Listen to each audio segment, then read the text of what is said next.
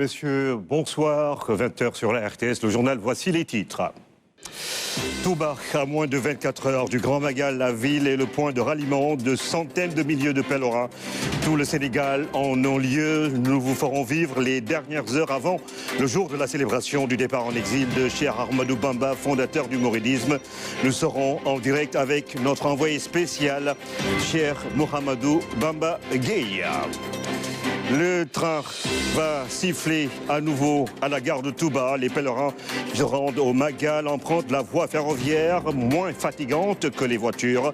Sur l'autoroute de l'avenir et sur Ila Touba, que de bouchons avec le flux intense des véhicules qui font le plein de carburant dans différentes stations d'essence avant le départ. Et puis le Magal, une vitrine pour le tourisme religieux. Plus de 5 millions de personnes se retrouvent dans la ville de Touba, un lieu de pèlerinage qui accueille des citoyens du monde entier, Asie, Europe, Afrique, Amérique. Plus d'une vingtaine de nationalités étaient présentes lors de la dernière édition. Nous parlerons de cette mosaïque dans la rubrique économie de ce jeudi.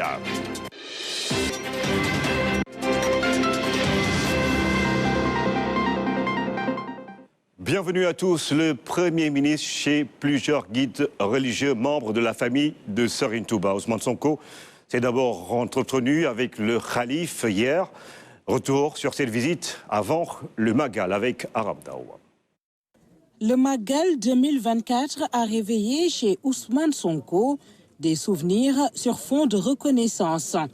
Ils ont vite ressurgi dans le discours du Premier ministre après la vive communion avec le Khalif général.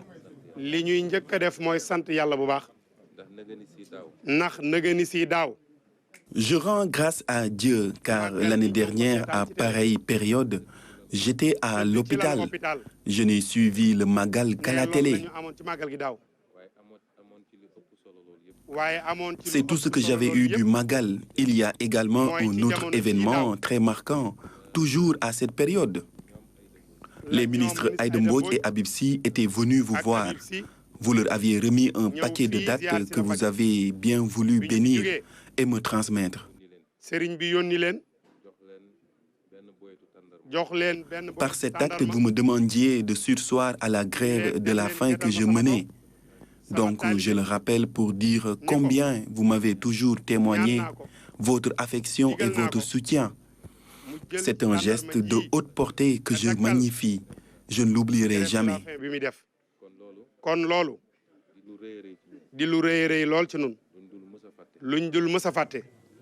Un Premier ministre, ce Magal est donc pour lui l'occasion de rendre hommage au Khalif, de lui faire part en compagnie d'une forte délégation ministérielle des efforts que le gouvernement consent pour relever les défis de Touba.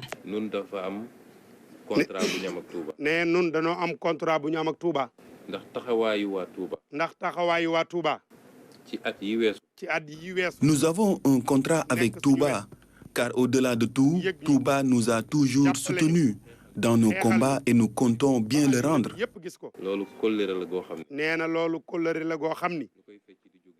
Dans nos programmes, nous avons beaucoup d'ambition pour Touba. Nous sommes attentifs à vos doléances et priorités.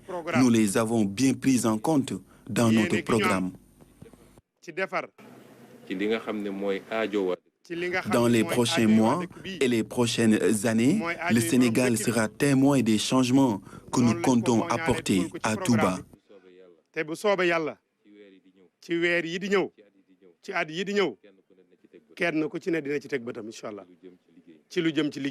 L'écoute a été du côté du Khalif attentive et bienveillante, les prières naturellement ardentes.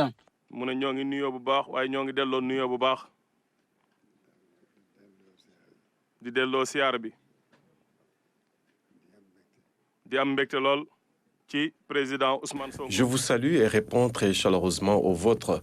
Je vous remercie pour votre démarche et vos mots très éloquents. Votre propos est bienveillant, juste et très sage. J'en suis très satisfait, je vous ai bien écouté et vous dis que je suis très content. Je suis également rassuré et encore plus optimiste. Je prie le Tout-Puissant de vous accompagner dans votre mission, de bénir vos actes et de vous aider à réussir vos ambitions. mu gàttandu leen ak tawféex ba lépp luy seen yéene ju rafet ji li seen yitte lépp suñu borom gàttandu leen ci ak tawféex. Les recueillements et bénédictions se sont poursuivis tout au long de cette journée de visite. De chez Serigne Sidi Mbacké à Serigne Bassirou Abdou Khadre, le porte-parole du khalife général a réservé un accueil chaleureux à son hôte. Il salue sa résilience face aux épreuves passées. Partout, la même sympathie. Chez Serigne Cheikh Saliou, de même que chez Serigne Ahmadou Makhtar Mbacké, Serigne Bassirou Porokhane, Serigne Fallou Sonibou. Direction Touba pour retrouver Cheikh Ahmadou Bamba Gueye en direct, qui va donc nous parler, entre autres, de la ferveur qui commence à gagner la ville sainte à moins de 24 heures du Grand Magal. Cheikh Bamba Gueye, bonsoir. Dites-nous, c'est sans doute l'un des derniers instants pour que la ville finisse de se remplir. Ibrahima Diédhiou, bonsoir, mesdames et messieurs, bonsoir, bienvenue dans la ville sainte de Touba. Nous sommes à la résidence Cheikhoul Khadim, derrière moi la grande mosquée Ibrahima, point d'attraction de tous les fidèles, avec les différentes artères qui mènent à la grande mosquée. C'est rempli de monde pour vous dire que Touba a retrouvé son ambiance habituelle à la veille donc de la célébration du Magal de Touba, cette année édition 2024, avec des foules immenses que vous pouvez apercevoir tout au long de la grande mosquée de Touba, mais également dans les différentes artères qui mènent ici à la grande mosquée Cheikhoul Khadim. Touba a fait comble, comme on peut le dire. Également, le balai des autorités continue ici dans la ville sainte. Et comme vous allez le voir sur ces images, le ministre des Forces armées, le général de corps d'armée Birame Diop, a été reçu par le khalife général des Mourides, Serigne Mountakha Bassirou Mbacké, ce matin. Occasion pour le ministre d'assurer le khalife sur les différents aspects sécuritaires qui ont été déployés pour notamment le Magal édition 2024. Il a rassuré le khalife et en retour, le khalife général des Mourides a prié pour le ministre, mais également pour sa délégation, pour la réussite dans l'ensemble de leur mission.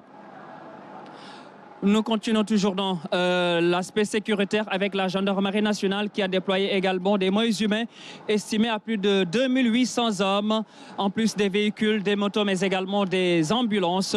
Et c'est le haut commandant de la gendarmerie nationale, directeur de la justice militaire, qui a fait le déplacement. Il est descendu sur le terrain avant d'effectuer une visite de courtoisie chez le khalife et chez son porte-parole. Il était accompagné par Ibrahima Ndong. Le grand déploiement des hommes en bleu. Pour cette 130e édition du Grand Magal de Touba, la gendarmerie a encore frappé fort. D'importants moyens matériels et humains sont mobilisés pour la couverture de l'ensemble de ces secteurs de compétences sur le périmètre de Touba et de ses environs. La gendarmerie entend jouer pleinement son rôle de premier plan dans la sécurisation de cet événement. Celle-ci se manifestera par une occupation de la zone d'action de manière cohérente et efficiente. Il faut relever deux composantes dans l'engagement de la gendarmerie cette année, la composante sécurité routière et la composante surveillance générale.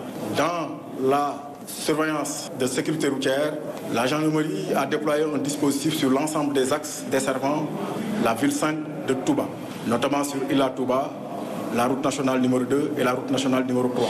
Plus de 2800 gendarmes sont mobilisés, des véhicules, des motos, des ambulances médicalisées, entre autres.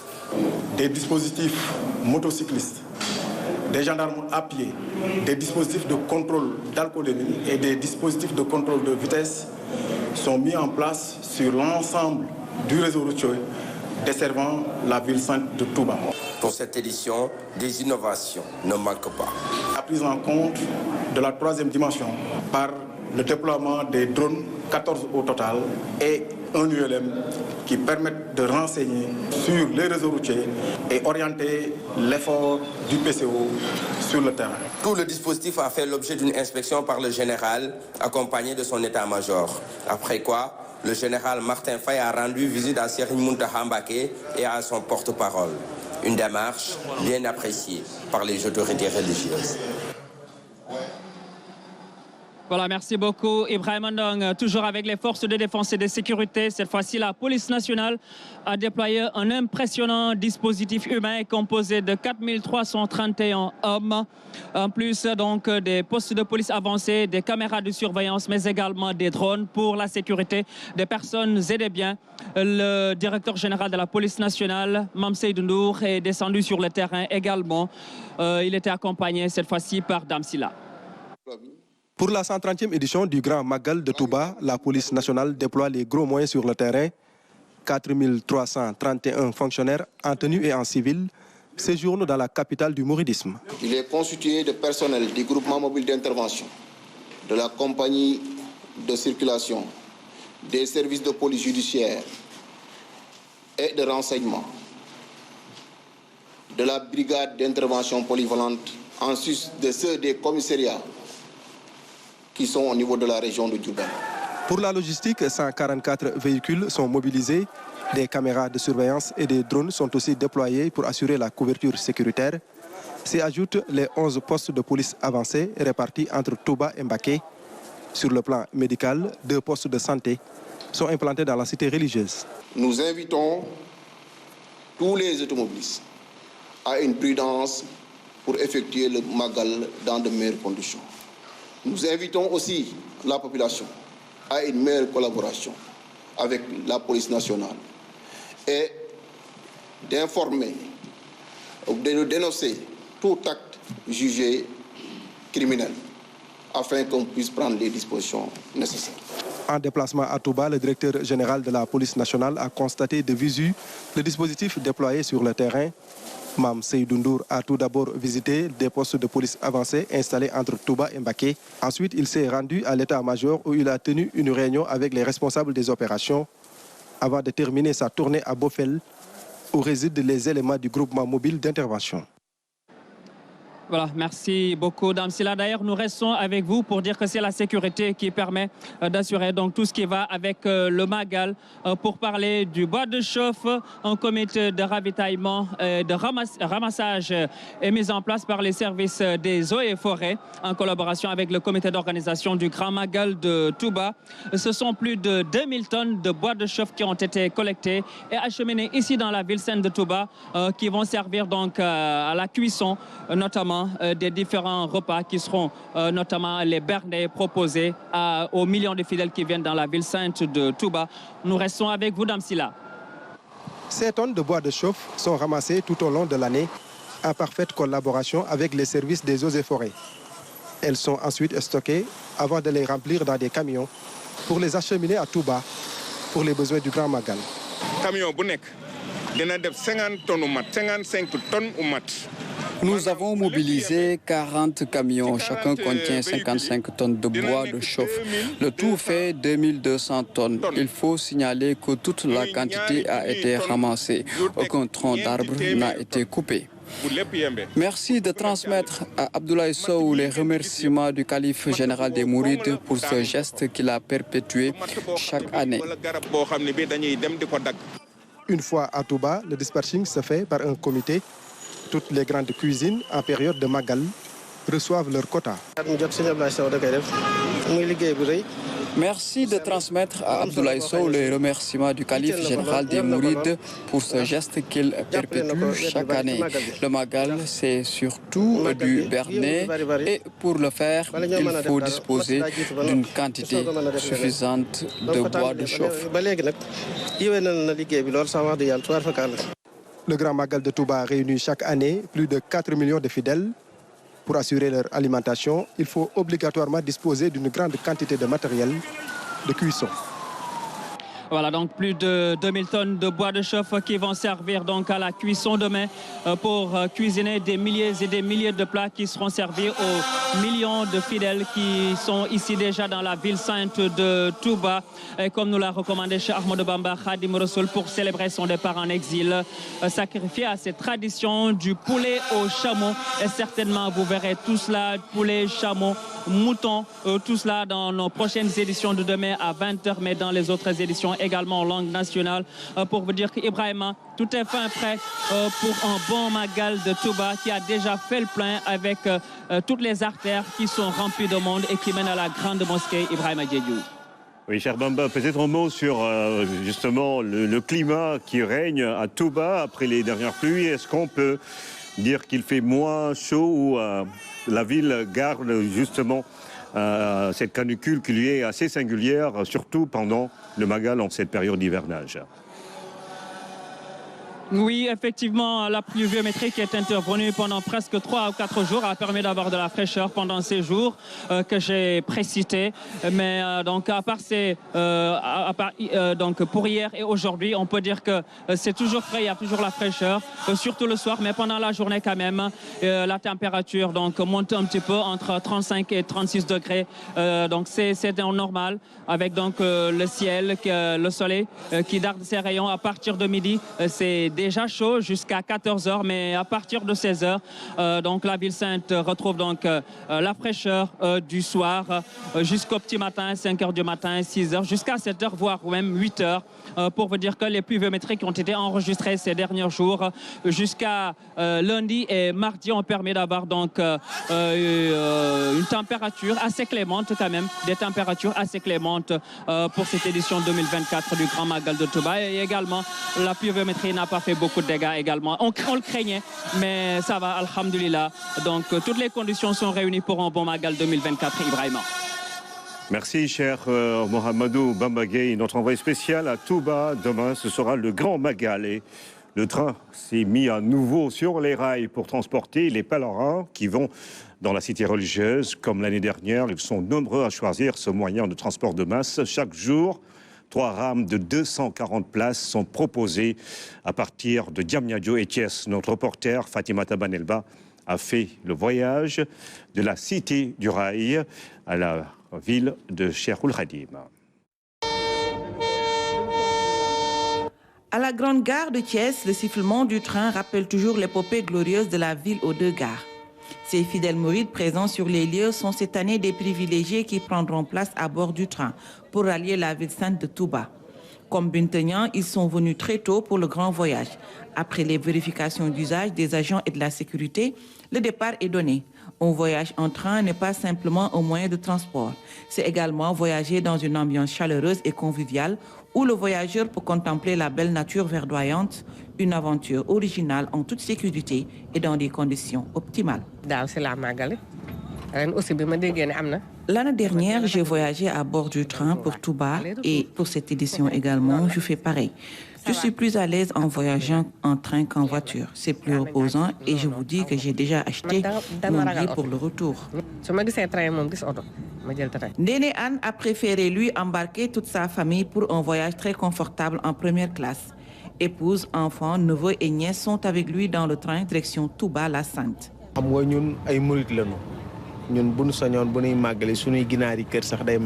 Nous sommes de fervents mourides et quand on part à Touba, nous préférons emmener tout le monde. On discute dans une bonne ambiance et en plus les conditions de voyage sont agréables. Chaque jour, c'est 3 trains qui quittent Thiès et Diamniadio pour rallier Touba. Mais la demande est plus forte que l'offre. En première classe, vous avez au total 78 places sur les 2 premières. Et en deuxième, vous avez 76, ça fait 164. Au total, chaque rame prend 240 passagers. Les nostalgiques comme Medoun Gueye, un ancien cheminot, demandent cependant à l'État du Sénégal de favoriser davantage de transport ferroviaire, car il est plus sûr et plus économique, surtout avec la fréquence des accidents de la route notée. Au temps du chemin de fer, on avait 2 trains sur Touba et plusieurs trains autorails sur Kaolack, Saint-Louis et Tambacounda. Il reste qu'à améliorer la voie. L'état de la voie reste à améliorer. Et j'en suis sûr et certain qu'ils vont s'y mettre. Avec le deuxième projet, ils vont s'y mettre pour réhabiliter la voie, pour qu'on puisse atteindre la vitesse commerciale. Si on pouvait encore augmenter et puis avoir assez d'espace, là, et beaucoup de wagons aussi, quoi. Là, les gens pourront emprunter le train. Avec la pluie, là, les routes ne sont pas assez favorables avec les voitures parce qu'il y a les embouteillages, on ne peut pas dévier. En plus, avec le train, on est plus en sécurité. Mais si le train a pu rouler à nouveau sur de bons rails, c'est parce qu'un travail colossal a été mené en amont par des agents des chemins de fer du Sénégal. Chaque matin à 7 h, il y a la boureuse CFS qui part de Thiès et qui fait le balayage jusqu'à Touba. Faire le balayage pour anticiper s'il y a des obstacles au niveau de la voie ferrée et les circuler et les remonter au niveau du poste de commandement central. Le trajet entre Thiès et Touba dure en moyenne 4 heures. Le train roule à un rythme assez lent, 40 km à l'heure. Mais le jeu en vaut la chandelle. C'est des passagers ravis qui sont arrivés en toute sécurité. Il y a la sécurité et le confort. En plus, c'était pas très long. J'ai vraiment adoré l'accueil ici à Touba. Ils nous ont même remis des éventails. Et c'était trop bien. Nous prions pour que ça continue ainsi. La satisfaction est le sentiment le mieux partagé par des centaines de passagers qui ont pris le train. En attendant leur retour, chacun se presse pour rejoindre son site d'accueil à Touba pour répondre à l'appel de Cheikh Ahmadou Bamba, Khadim Rassoul. Si certains ont fait le choix du train, d'autres ont préféré prendre leur véhicule pour se rendre à Touba. À moins de 24 heures de la célébration du Grand Magal, l'autoroute à péage connaît un taux de fréquentation en hausse, plus de 30%. Ce qui occasionne des embouteillages à certains endroits. L'entreprise Eiffage a pris des mesures pour fluidifier au maximum le trafic et assurer la sécurité des usagers. Amadou Diallo. À première vue, on ne se croirait pas en période de Magal de Touba. Le trafic semble presque normal de Dakar à Thiaroye que nous dépassons. Direction Rufisque, là aussi, même constat, nous roulons tranquillement. Et pourtant, le nombre de véhicules fréquentant l'autoroute en ce moment est en hausse de plus de 30%. Qu'est-ce qui explique alors une telle fluidité? Nous avons mis en place beaucoup de moyens. Et parmi ces moyens, aujourd'hui, cette année, nous pouvons dire la mise en service d'une troisième voie qu'on a rajoutée entre Thiaroye et Kermassar, dans le cadre du projet d'élargissement du tronçon Thiaroye-Rufisque. Ça, c'est un véritable appel d'air qui permet aux usagers qui quittent Thiaroye sur une section assez fréquentée de permettre de relier directement Rufisque en minimisant le temps de parcours. Les ressources humaines et logistiques sont également renforcées pour une efficacité dans les interventions en cas de panne ou d'accident. Des mesures appréciées. Je constate un changement car il y a une extension de l'autoroute. C'est pourquoi il n'y a plus d'embouteillage.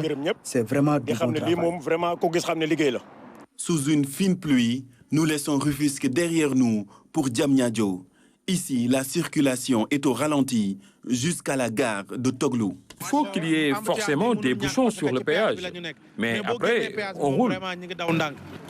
Ça va, ça se passe bien. C'est un peu serré, mais c'est bien organisé. Tout se passe bien, vraiment. Nous roulons normalement depuis tout à l'heure. C'est vraiment bien organisé. On sent une bonne organisation. Je vois les forces de l'ordre bien faire leur travail.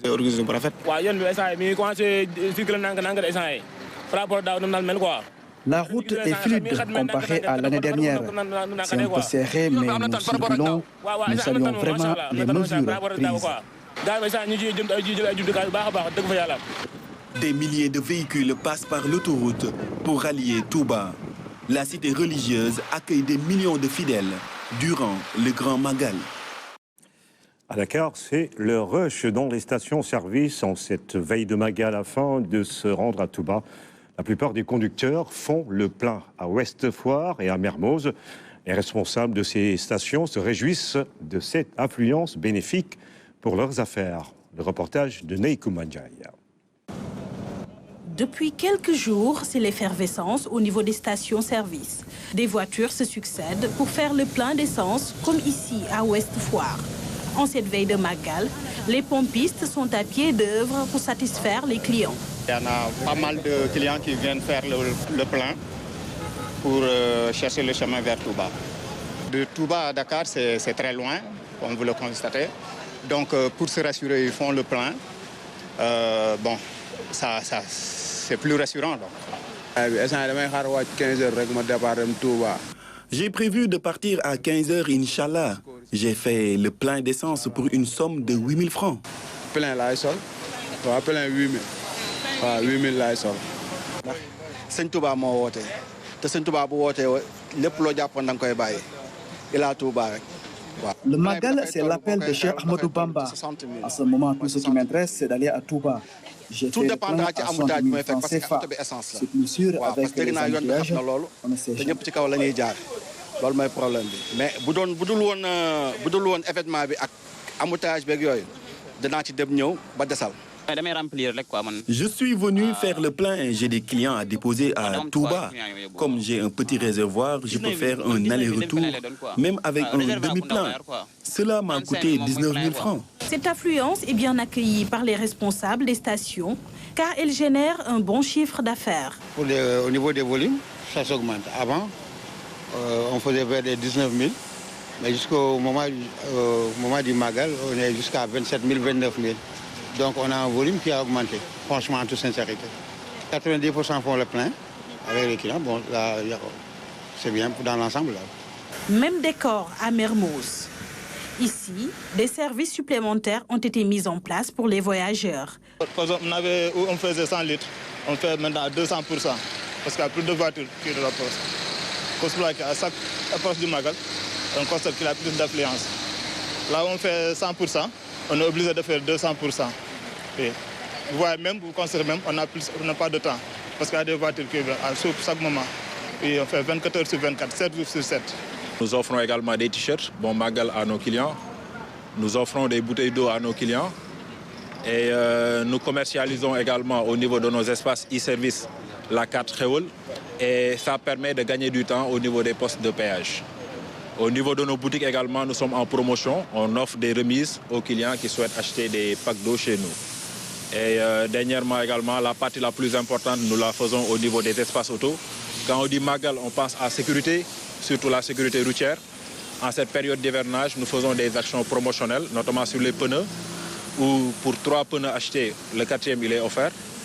Et en plus de ça également, nous faisons des checkpoints pour les clients de manière gratuite pour vérifier les niveaux d'huile, voilà, les niveaux de l'eau, tout ce qui tourne autour des pièces automobiles. Ici non plus, on ne se plaint pas.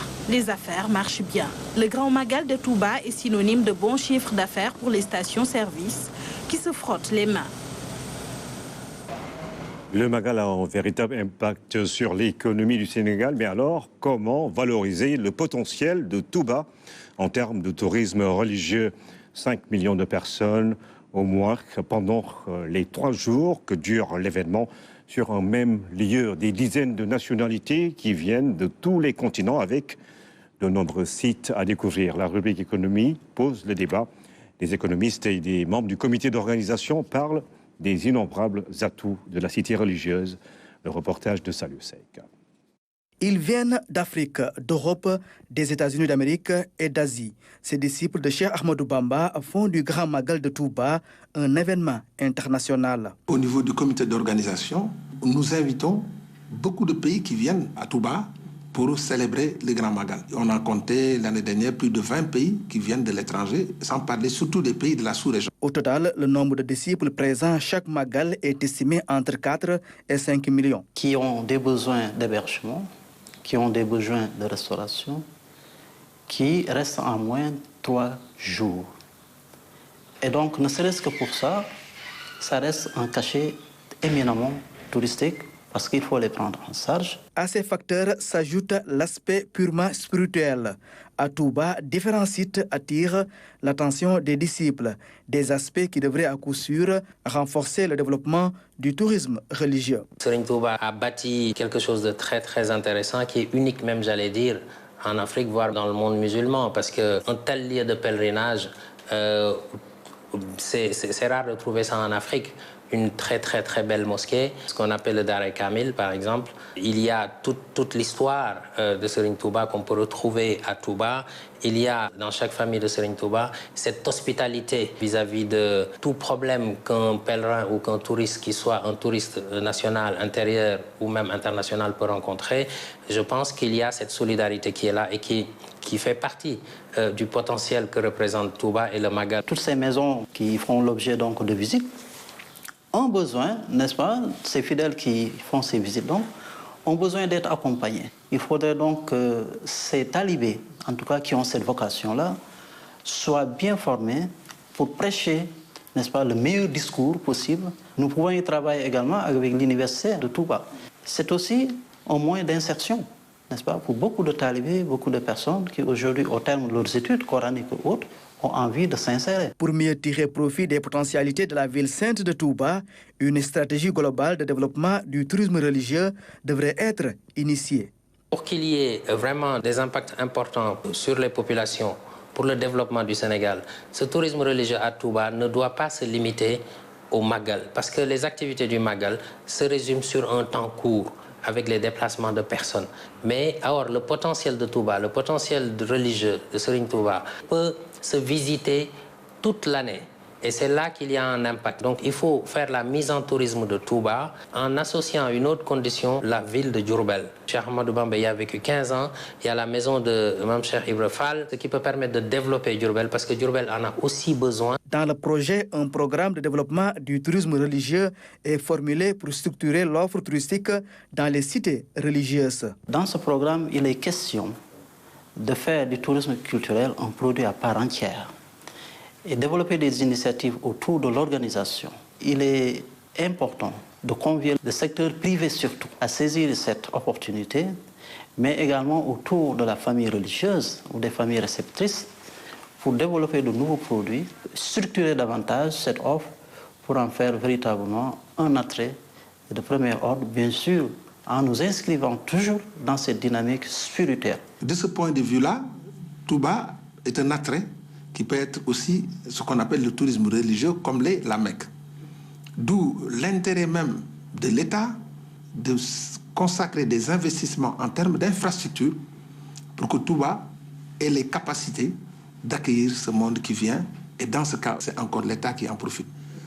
Tenez-vous bien, regardez les investissements aujourd'hui que fait le Royaume d'Arabie Saoudite en matière de la Mecque. Ils ont pu le faire. C'est vrai qu'ils ont des ressources de pétrole, mais ils ont pu le faire grâce aux ressources qui viennent du Hajj. Parce qu'il y a des taxes qui sont prélevées et qui permettent de financer les infrastructures. Donc c'est à cela qu'il convient que les autorités puissent prendre ça de façon très sérieuse pour envisager les investissements nécessaires pour permettre à Touba de développer le tourisme religieux qui aura aussi un impact aussi bien sur les finances publiques que aussi au niveau des entreprises privées et que des commerçants. Avec l'option du tourisme religieux, Touba pourrait mobiliser des ressources additionnelles pour asseoir son développement et contribuer davantage à celui de la nation. Surtout qu'à Touba, l'hébergement et la restauration sont gratuits. Au début, était une déportation lointaine. À la fin, au jour d'Action de grâce, le Magal, souvenir d'un départ pour une épreuve de foi acceptée et aussi une somme d'action de grâce. Le mouridisme est, dans l'islam, une voie ayant germé au Sénégal et qui inspire sous d'autres cieux et horizons de l'exil à l'exaltation. C'est une chronique signée Oumar Diawa.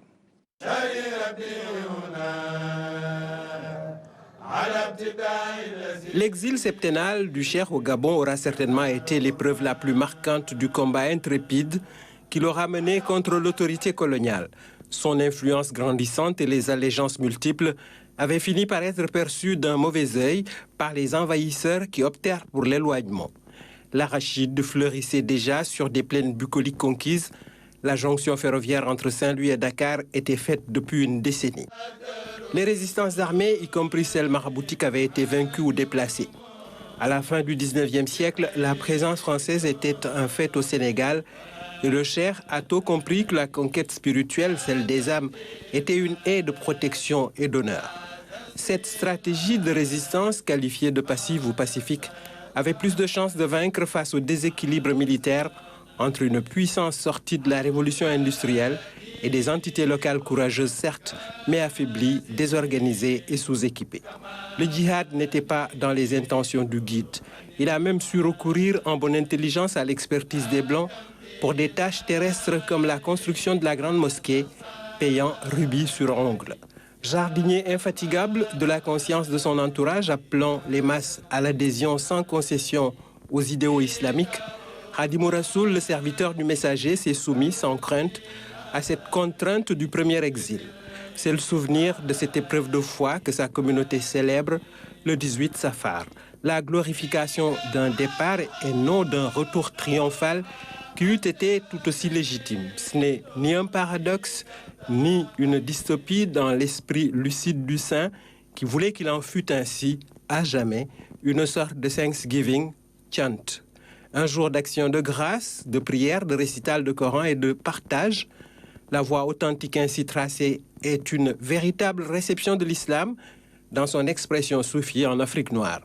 Serigne Touba aura eu le mérite de rendre la religion musulmane plus attractive, plus populaire et enracinée en pays tiédo, dans des milieux modestes, chez les paysans wolof d'abord, puis au-delà avec les khalifes propagateurs de son œuvre magistrale. Ce faisant, son legs, source d'inspiration, relève et illumine chaque jour un peu plus l'horizon d'attente et d'espérance de fidèles dans une perspective universaliste. Khadimou Rassoul, foi, savoir, travail pour des actions de grâce. Demain, ce sera le grand jour à suivre en direct sur la RTS. À présent, nous nous intéressons à une autre actualité. À Soumbédioune, les étals sont bien garnis de poissons de toutes sortes et de fruits de mer. Cependant, les clients trouvent les prix assez chers. Les vendeurs le reconnaissent. C'est un sujet de Jaina Badja. Il est 20h passé au marché Soumbédioune sur la Corniche Ouest, un endroit réputé pour ses poissons mais aussi pour les fruits de mer. Quelques hommes et femmes debout derrière les étals exposent leurs produits halieutiques jugés hors de portée. C'est cher, on ne touche pas. On ne touche pas les kilos à 3500, 4000, 4500. Vraiment, c'est excessif. C'est vraiment cher. Le kilo de dorade coûte 4000 francs et il fait à peine 2 poissons. Une cherté apparemment dictée par la loi du marché. Nous les achetons cher auprès des pêcheurs qui viennent d'avoir leur licence de pêche. Et ces licences de pêche coûtent cher. Les clients arrivent, mais parfois ils ont du mal à acheter à cause de la cherté du poisson. Nous aussi, nous en tirons un faible bénéfice. En cette période de préparatif du Magal, la demande en poissons et fruits de mer augmente. Le travail des vendeurs s'accentue pour essayer de satisfaire au mieux la clientèle. En cette période de Magal, on se lève à 3 heures du matin au lieu de 4 heures pour aller trouver du poisson avant l'arrivée des autres clients. La vente se porte bien parce qu'ils viennent s'approvisionner en poisson pour le Magal. Autrefois exposés au soleil, au vent et à la pluie, ces hommes et femmes s'activent à présent à l'abri sous ce hangar récemment inauguré, une infrastructure à entretenir. Il faudra sensibiliser les vendeurs et puis voilà, essayer de garder l'endroit propre, c'est mieux. Ce hangar d'une centaine de places est loin de pouvoir contenir tout ce monde qui œuvre dans des secteurs dérivés de la pêche. Écailleuses et d'autres vendeurs de poissons continuent à exercer à l'air libre où l'éclairage, la sécurité et les conditions d'hygiène ne sont pas les meilleures. Le phénomène de la divagation des animaux prend une autre forme à Tambacounda, en pleine ville. On croise des vaches qui errent et se disputent tranquillement la chaussée avec les véhicules. Une situation assez insolite qui préoccupe les populations. Regardez, c'est un reportage de Tidiane Sissé. Dans la commune de Tambacounda, ces vaches font aujourd'hui partie du décor de la ville. Que ce soit sur le goudron, dans les marchés et autres lieux publics et privés, ces animaux errent librement au vu de tous, mais au grand désarroi des citadins. Regardez cette vache qui est couchée sur le goudron. Est-ce que c'est joli à voir? Je ne crois pas. Il faut que l'État fasse quelque chose par rapport à cette situation.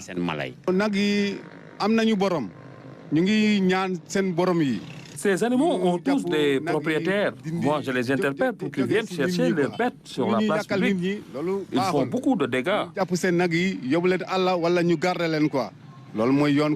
Problème de sécurité, de santé publique, nuisance pour la circulation des automobilistes.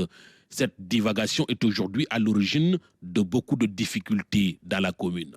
quand on voit des vaches, des taureaux déambuler en pleine ville, et d'abord, il n'y a pas de sécurité par rapport à ça. Deuxièmement, ils sont en train de pénétrer les marchés et de faire beaucoup de dégâts. Regarde là-bas, ils sont en train de manger une plante. Comment peut-on avoir une ville verte avec ça? Ce n'est pas possible. Je peux vous dire que ce constat, c'est partout dans la ville. Dans les marchés, à la gare routière, sur la route nationale, partout. 90% des vaches qui traînent, c'est sur le goudron. Hein? Et c'est ça qui est déplorable. C'est ça qui est déplorable, parce qu'il faudrait que les autorités mettent un peu d'ordre. Mettre un peu d'ordre dans cette situation, la municipalité de Tambacounda a annoncé un arrêté qui va interdire la divagation de ces bêtes dans la commune. Donc nous allons signer cet arrêté-là pour régler le problème de la divagation des animaux. Après plusieurs mois de concertation, de discussion et de patience, maintenant il est temps qu'on applique la règle. Appliquer la règle pour sanctionner les propriétaires récalcitrants. Les autorités espèrent ne pas en arriver là. Elles comptent toujours sur le civisme des propriétaires pour venir récupérer leurs bêtes en ville. Quand les vaches dictent leur loi à Tambacounda, on se croirait en Inde. Allez, direction le Saloum. C'est un événement dont on parle, mais que vous n'avez sans doute jamais vu à la télé. Le tour de Mbossé, il symbolise le lien mythique entre le Varan et les Kaolakois. Cette tradition se perpétue actuellement. C'est Aram Sall qui détient les rênes et les secrets de ce rituel. Je vous propose de voir tout cela dans ce reportage de Claire Diop. Cette année encore, on a sacrifié au rituel le temps d'une soirée dans la ville de Kaolack. Spectacle, procession et cérémonie divinatoire. La star du jour, Mbossé Koumba Djigen, le totem de la ville. Il est incarné par le Varan dans la tradition sérère animiste. La démarche a tout son sens. Un patrimoine riche en culture et matériel comme toutes les autres régions du Sénégal. Mbossé aujourd'hui pratique ou fait le taureau qui se fait souvent annuellement. Donc c'est normal aussi, comme c'est une vieille tradition que les Blancs ont trouvé ici, c'est normal aussi de les côtoyer pour se protéger. Dans l'imaginaire populaire, mythes et cosmogonie font bon ménage. Totem et tabou se côtoient. Des conceptions, entendements et significations qui pourtant peinent à trouver des explications rationnelles. Il y a certaines personnes qui ont eu le privilège de voir Mbossé en rêve pour des instructions bien claires. C'est des choses qu'on ne peut réellement pas expliquer. Cela va au-delà de l'entendement humain. Mbossé, c'est un esprit qui est à Kaolack. Il protège Kaolack et mes grands-parents ont été les premiers à les recevoir. Dans la famille, la dame Aram Sall détient les rênes. Tout repose sur ses épaules. Elle a la lourde tâche de conserver, aussi de perpétuer l'héritage. Je ne suis ni la première ni la dernière de ma fratrie, mais ma mère a eu confiance en moi et m'a confié les activités et la conservation du tour. C'est une lourde tâche, mais elle m'a aidée par rapport à la gestion. Ce jour-là, elle était malade, assise sur son lit. Il y avait une forte pluie, je me rappelle très bien. Elle m'a montré le chemin pour réussir la mission. C'est pourquoi chaque année, j'organise le tour. Au début, il y avait des cotisations que j'ai personnellement arrêtées. Dans la région, Mbossé, incarné par le Varan, est respecté et protégé. Dans certains quartiers, l'animal vit tout près des habitations au vu et au su de tout le monde, comme pour marquer son territoire. L'actualité dans le monde à présent, le corps du magnat britannique de la tech, Mike, justement, qui a été retrouvé. Les combats s'intensifient dans la région de Donetsk et en Thaïlande. Un premier cas de la maladie morte de souche africaine a été retrouvé. Tout d'abord, on tourne au Tchad. Les élections législatives et communales sont prévues en décembre.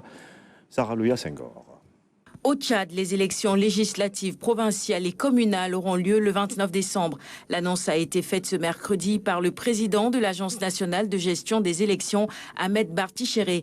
Les dépôts de candidature auront lieu du 19 au 28 octobre 2024 et les résultats définitifs seront connus le 3 février 2025. Ce calendrier est publié 5 jours après la promulgation de la loi organique portant composition du Parlement, une loi que dénonce la société civile et les acteurs politiques. Un premier cas de Mpox a été détecté en Thaïlande. La nouvelle est confirmée par le responsable du département de contrôle des maladies. Le patient contaminé est un Européen de 66 ans. Il a été mis en quarantaine ainsi que les 42 personnes avec lesquelles il était en contact. Les autorités thaïlandaises sont convaincues qu'il est infecté par la souche Clade 1b, responsable de l'épidémie actuelle en Afrique. La Thaïlande est le premier pays d'Asie infecté par cette souche. Alors que l'offensive ukrainienne dans la région russe de Koursk se poursuit, le président Zelensky demande à ses alliés l'autorisation d'utiliser des missiles longue portée. Sur le front de l'Est, les combats sont particulièrement acharnés dans la région ukrainienne de Donetsk. Les avancées russes poussent des milliers d'habitants à la fuite, notamment dans les villes de Pokrovsk. L'Ukraine, qui par ailleurs vient d'adopter un projet de loi pour rejoindre la CPI dans l'espoir de poursuivre la Russie pour crimes de guerre présumés commis dans le pays. Enfin, ce jeudi, dans l'épave du super yacht qui a fait naufrage il y a 3 jours au large de la Sicile, le corps du Bill Gates britannique Mike Lynch a été retrouvé selon les médias italiens. Sur les 6 personnes portées disparues après le naufrage, il ne reste désormais qu'une seule personne encore recherchée par les plongeurs. Les 5 autres victimes ayant été récupérées entre mercredi et jeudi. Les mauvaises conditions météorologiques seraient à l'origine de ce naufrage. Justement, le corps du magnat britannique Mike Lynch qui a été retrouvé après justement un naufrage. À présent, le sport basket, sans faute, les Lions ont remporté leur 3e match en tournoi pré-qualificatif au Mondial 2026, 87-66 face aux Philippines ce jeudi à Kigali. Le résumé de Fatoumata Savane. Après la Hongrie et le Brésil, ce sont les Philippines qui passent à la trappe. Les Lions réalisent un parcours parfait et se qualifient pour les demi-finales. 62, le score le plus élevé du tournoi pour les Lions. Les joueuses de Ortiz. Sénégal 87, Philippines 62. Les Lions ont assuré au tournoi de Kigali. Reste la suite pour aller en Allemagne pour le mondial. En 2026. C'est la fin de cette édition. Mesdames et messieurs, merci de suivre encore une fois l'actualité tous les jours sur la première chaîne de télévision sénégalaise.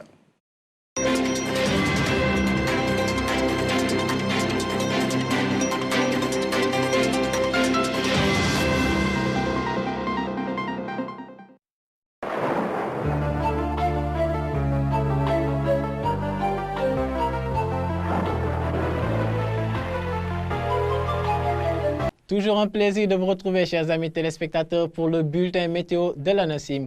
En temps fort de cette actualité météorologique, nous avons donc des activités pluvieuses qui vont toujours être de mise sur une bonne partie du territoire, des activités un peu plus marquées vers le sud et le centre-sud, avec des espoirs que cela puisse atteindre la zone centre, donc Diourbel, et même une partie de l'ouest, et pourquoi pas Dakar. Donc demain, on peut s'attendre à une certaine accalmie sur une bonne partie du pays, une accalmie pluviométrique, avec toujours de la pluie au rendez-vous dans les localités sud. Donc nous allons rentrer en profondeur dans les détails, chers amis téléspectateurs, et voir qu'avec l'animation satellite, un ciel chargé est attendu au courant de la nuit sur les localités proches de la côte, mais aussi vers le sud du pays, avec demain dans la journée donc un ciel qui sera un peu moins nuageux, des vents qui vont souffler depuis l'océan et qui auront tendance donc à impacter les zones proches de la côte,